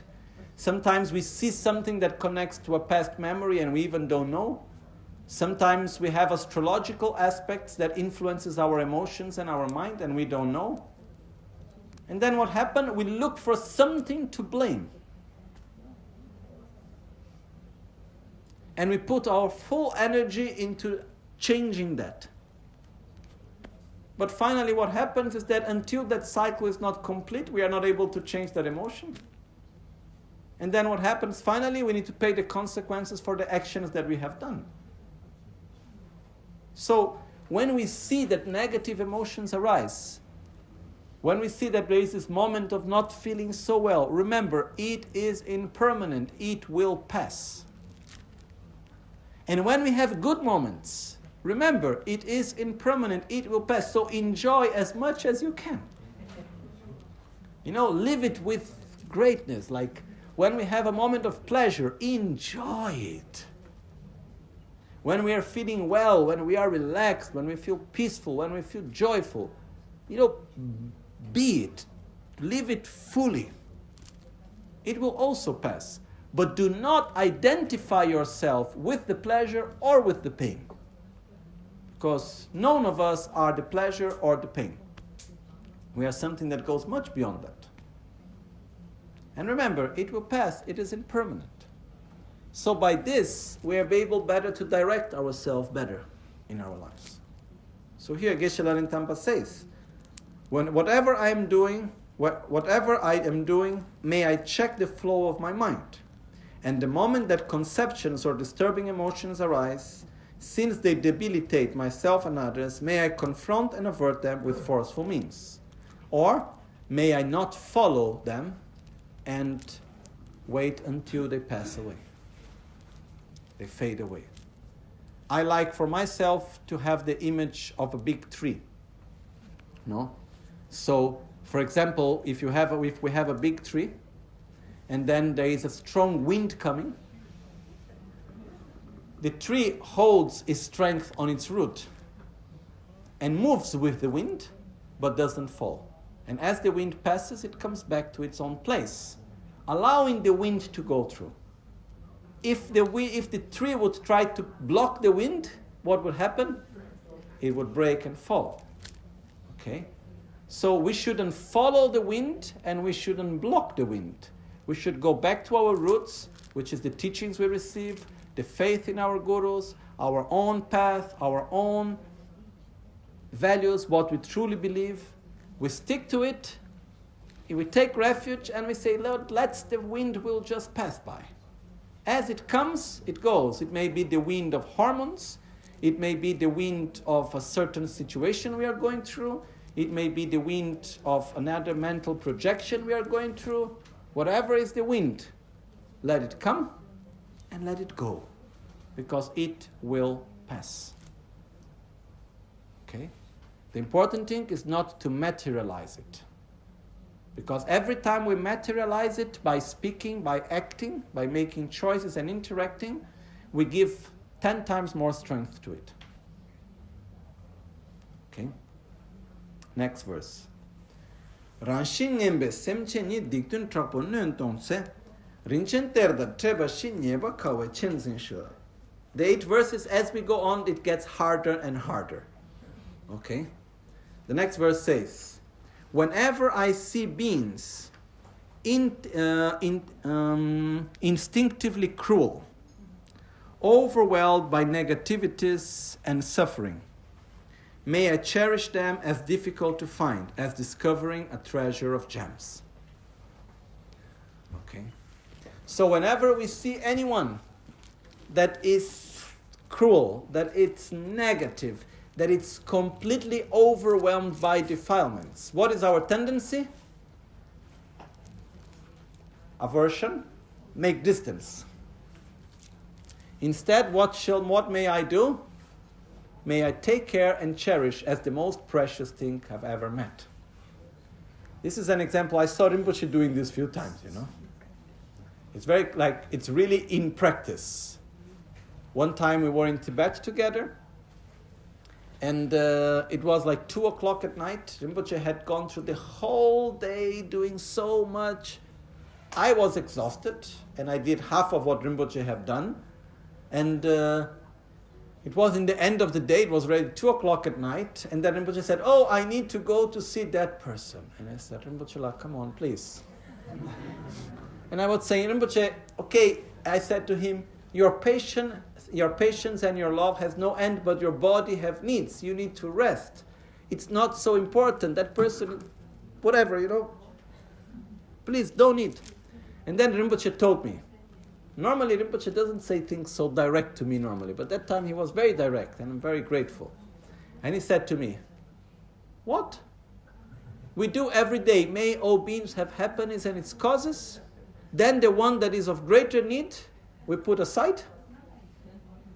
Not possible. So I accompany him. I wait for him to talk, then I went back to him to the room. Because, remembering that situation was a person that, according to my own perception, was acting out of strong defilements, was into a state of suffering that, according to me, was superficial because there was no real big issue, was making a whole game to get attention and all of this. This was my own perception. But suffering cannot be judged. Suffering is suffering. If I'm suffering because my glass doesn't have Coca-Cola, it's a stupid suffering because Coca-Cola harms me. But still is suffering. So suffering is something that we shouldn't judge the suffering of others. And whoever we meet, why it's so precious more than a jewel when we meet someone that is harmful and that is strongly taken by defilements? Because that's the greatest opportunity for us truly to open our heart. That's when we need to check, okay, am I ready to follow the path of the Bodhisattva or not? What is the path that I want to follow? Of the comfortable samsara or the path of the Bodhisattva? Am I truly in the service of sentient beings and the Dharma? Or I am in the service of myself, making myself a comfortable life through Dharma? I'm sorry if I put so clearly. But when do we really get to confront, to try ourselves? When we are in front of difficult situations. No? As he said here, whenever I see beings instinctively cruel, that's quite strong, overpowered by negativities and suffering, may I cherish them as difficult to find as discovering a treasure of gems. May I take care of them, may I cherish them, may I see them as something very precious that I need to take care of. Okay? One important thing, these verses are not saying something that we need to do right away, but it's showing us the direction where we want to go. That's where we need to train ourselves to go into this direction. If it was not a training, if we needed to do it right away, it would not be called training. Training means I am not yet there, but this is the direction that I need to go. Okay? Next verse. Dala shenge tratu ki shekur laso mirikpe kyonkarangi lembadan gyalka shen labulwarsho. When others out of envy treat me unfairly, with scolding, insults, and more, may I accept the loss upon myself and offer the victory to others. That's a very powerful tool. Because truly what we want is to be well and to be in harmony with others, not being actually in conflict. And very often when we enter into a sort of conflict, what happens? We get attached to the conflict. And we don't want to let it go. And what we want is to be peaceful and to move on and to take care. So very often, when we are truly able to not be attached to the victory, where the point is having victory over our own selfishness and not having victory over the other, then it actually brings a very deep liberation. But again, it's not easy. We want to be the one that is right. We want to be the one that has the victory. We want to see the defeat on the other. And we judge our own identity and our own self-esteem on this very often. When actually the greatest of all victories is the victory over our own negative defilements. So in the moment that we are able just to say, okay, I don't need to go into this. I'm not going to be attached to being the one that has the victory. I will put my energy in whatever way it is of greater benefit. Again, imagine that we are having a bad, strong discussion with someone, or there is someone that is treating us out of envy, with aggression and insults and so on. And then remember ourselves. I am on his service. What can I do in the best way to be of benefit? What is the best way of acting that will bring greater benefit to all? To the other, to myself, to everyone. And very often, it's not being attached to having the victory and to stay in the conflict. And it's very interesting because when we are able truly to offer the victory, we somehow disarm the other. It's like, if conflict, it's like fire that needs a fuel. And when we stop giving the fuel, it somehow ends. It's like if there is a fire coming and instead of going against with water or whatever, what we do, we just take away the fuel for that fire. And then it will naturally fade away.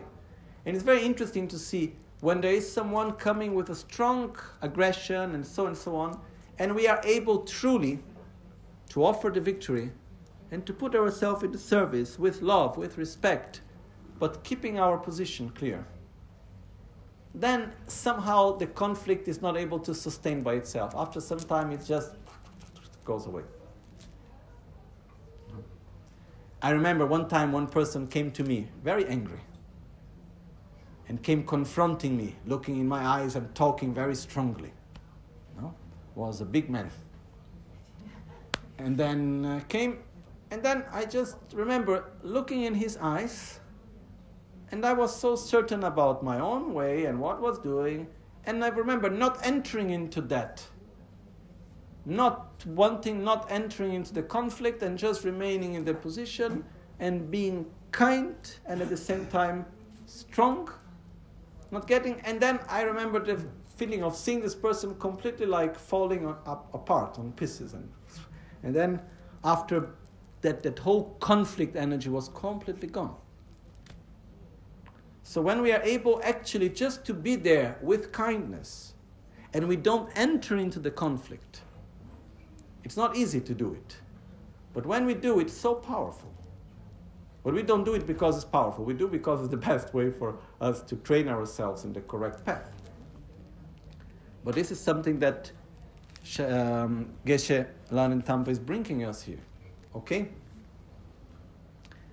Kanla dagi pentaba rewa chewa kanshigi shintu miring nöchena shenyen damba tawarsho.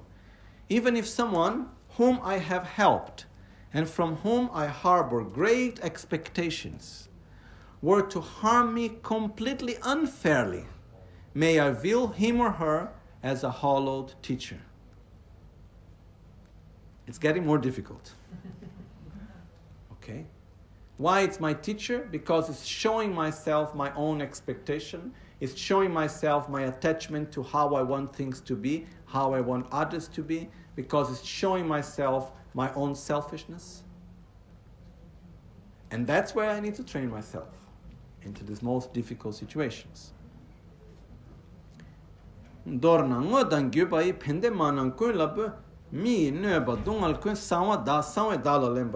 short, may I offer to all my mothers, to all sentient beings, both actually and indirectly, whatever will benefit and bring them joy.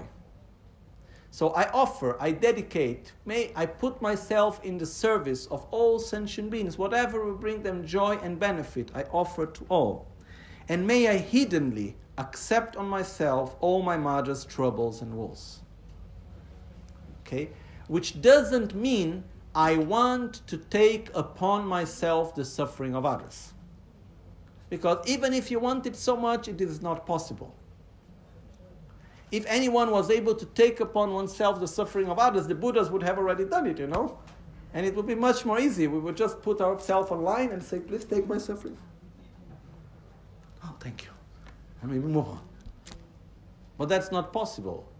If not even a Buddha can take the suffering and defilements away from someone, how can we do it, The problem is that we are in a position here in which we put ourselves in the service of sentient beings, in which we say, I want to give you the best, and it doesn't matter how difficult it may be, it doesn't matter what I need to go through, I will offer you the best, and I'm happy to suffer.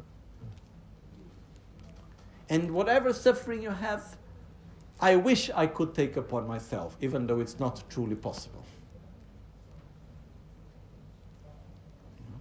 So, this is when it enters, this verse brings the whole practice of Tonglen, which we will not go right now through it. Okay? But it's again this position of I am in the service of others. So please, may I be able to offer anything the best I have to offer to you. And the last verse says, through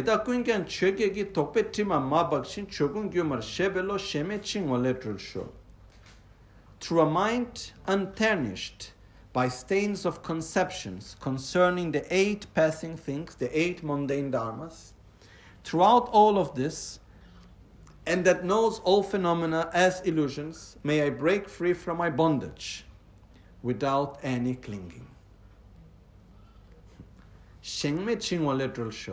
May I break free from samsara without attachment to samsara. Because we are attached to samsara, we are attached to our identity. In many ways. So, the main point here, which I will just go through very briefly, is that whatever I'm doing in this whole path, this whole process of training myself and going through daily, may I be able to do it in a pure way, without allowing my practice and my path to be polluted by the 8 mundane dharmas. Which is, in essence, means, what I do in my path, may it not be polluted by the attachment to recognition, by the attachment to power, by the attachment to material gain, by the attachment to physical pleasure. This is the main thing. Because at one point, if I start to see that what I am doing in my practice, it is actually, I do it, yes, there is a good motivation, but there is attachment to power, there is attachment to recognition, there is attachment, it's for self-gratification, basically. May I be able to follow a path that is free from that. And when, for example, we make the praises to Lama Tsongkhapa, Lama Tsongkhapa did so many incredible things. Like, not even possible to imagine, the incredible things that Lama Tsongkhapa did. If we go through his life history, it's like mind-blowing. Like the first teachings he was giving, he was 3 years old. And then he was already talking about not being taken by mundane dharmas when he was 3 years old. When he was 8, he was doing self-initiation of Heruka. And he knew it all by heart. When he was 12, he already had learned everything about astrology and medicine and many other things. It's completely mind-blowing what we see which Lama Tsongkhapa did. But when we make the conclusion of all the great actions that Lama Tsongkhapa did to rejoice from his life, what we say? We rejoice that he was able to overcome the 8 mundane dharmas. That's the greatest thing. And Lama Tsongkhapa himself, he said, it's not difficult to learn how to fly. It's not difficult to be able to gain mundane realizations and to be able to stay without eating for days and months. It's not difficult to be able to have clairvoyance and be able to listen to other people's thoughts. It's not difficult to gain many of the different forms of mundane realizations. What is difficult is to develop true love and to abandon the 8 mundane dharmas. So put energy in what is truly necessary. Because as Atisha said, we have too many things to learn in this world and life is short. So where do we put our energy? And as we follow the path, no one is forcing us to be here in Borobudur. No one is forcing us to follow Buddhist teachings. We come from different cultures. We are free any moment to take a plane and to go to the beach. We are free to choose what we want to do with our time, with our money. But for whatever reasons, here we are. So, we are not forced to do what we are doing, to follow our own path. So, let's protect our path from the stains that can very easily appear. It's not because, we are negative. No. It's like it's the natural way of ignorance and selfishness and so on. So at least we try to do the best to keep our path purely and protect it from the attachment to material things. The 8 mundane dharmas are to be happy when we gain material things, so when we gain the object of desire, to be unhappy when we do not gain the object of desire. To be happy when we have a physical pleasure, to be unhappy when we have a physical displeasure. To be happy when we have a good recognition, when others think good about us, to be unhappy when others think bad about us. To be happy when we are praised, to be unhappy when we are criticized.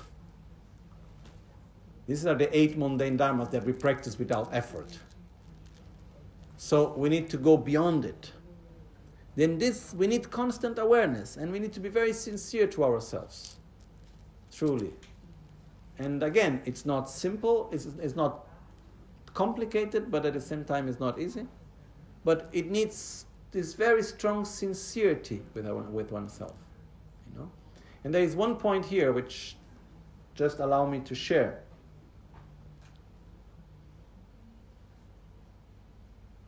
Sometimes we are confronted with our own blockages.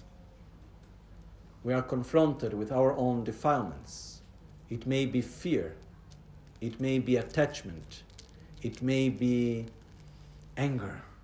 It may be any mental defilement strong, And we are confronted it, and it's so clearly there, it's so strong, but it's so strong that we don't feel that we have the strength to truly overcome it. So what we do, we create pretexts to put the blame somewhere else. And we try to constantly change the conditions and to escape from it in different ways.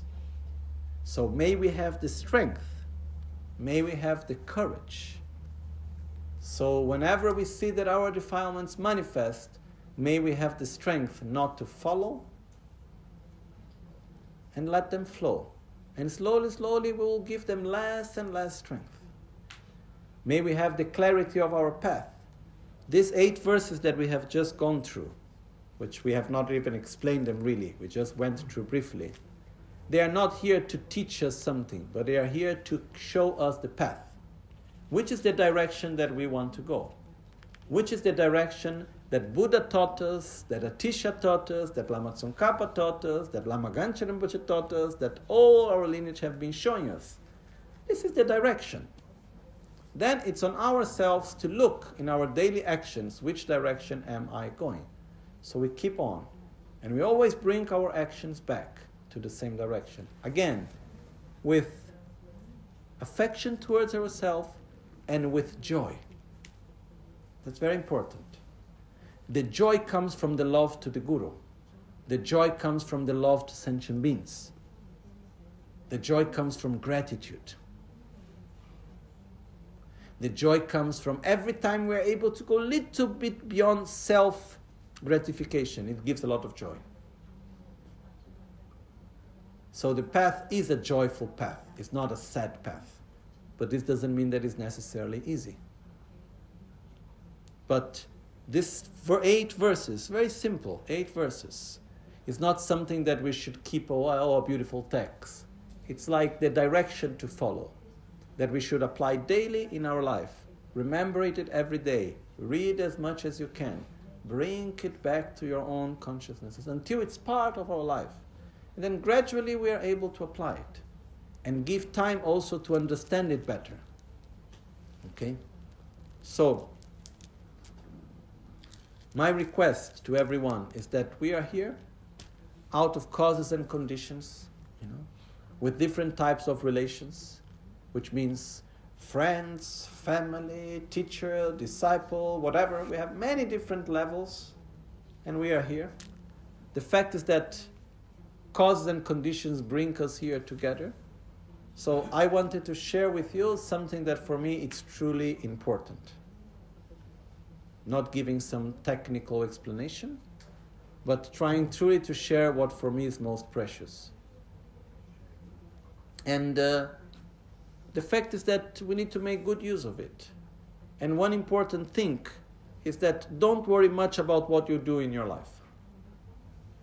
Oh, I am a teacher. Oh, I am a photographer. Oh, I am working in the bank. Oh, I am working in whatever thing. Oh, I'm not working, whatever. Don't worry too much about what you do in your life. Worry more about how you do it. Because the whole point of making our life meaningful is not about what we do. It's about how we do and what we do it for. So don't have this thing, oh, and if I would be in a monastery, it would be much more easy. That's not true.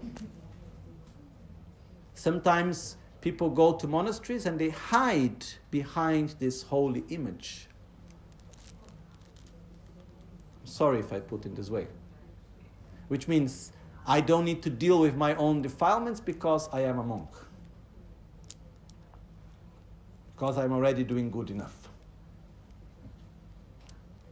Just to say that practice is to be done everywhere. It doesn't matter where we go. And we have a beautiful life, and we don't need to change life. You don't need to give up your family. You don't need to change your job. You don't need to go to live somewhere else. What we need to do is to apply the teachings in our daily life. That's all. And naturally, our life will change. In the teachings of Lojong itself, it says, change your mind, but do not change your external behavior. Which means do not change on purpose the external part. You should change the inside, and then naturally the outside will change. Okay? So just to say someone may be touched by Dharma and say, oh, but now what I do with my life, I have a meaningless life, I'm doing stupid things, I don't have a job that is meaningful, I don't have a life that is meaningful. That's not true. Everything is meaningful as long as you make it meaningful. You can be by the side of the Guru 24 hours and still making it without meaning. If you are by the side of the Guru 24 hours, when your main worry is if the Guru is smiling to you or not, and I'm sorry, you are losing your time.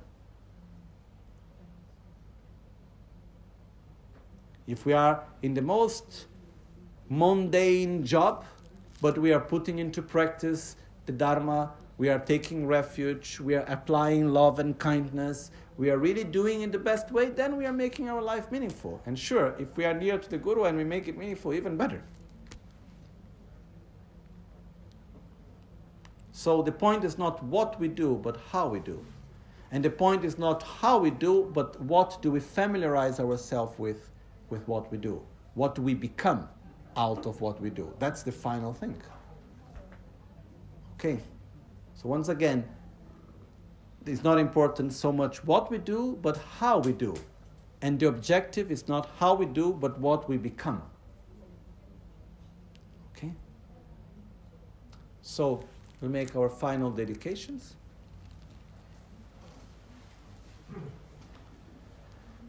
Jetsun lame kutse rapten chin nam kartin le chochur gepada losan tempe drome sasungi drove munsel taktu negyorci Nimo dele tsendele, nime kuyan delekshi, ninsen takto delekpe, koncho sumki jingilo, koncho sumki ngodrupson, koncho sumki trashishu.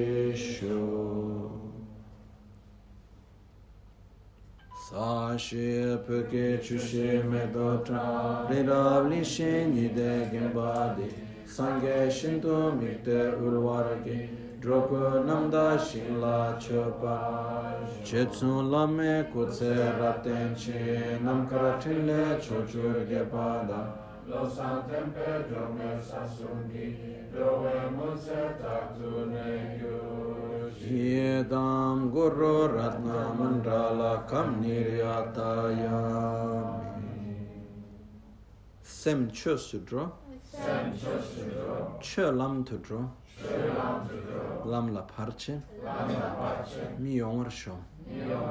May the mind become the Dharma. May the Dharma become the path. May the path be free from interferences. May the interferences be transformed into the path.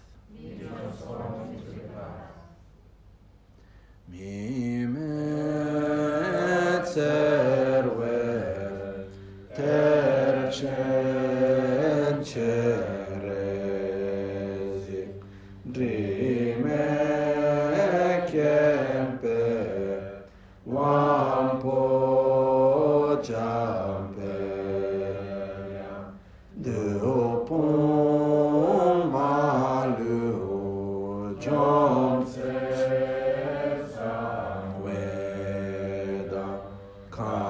Kanchen kepe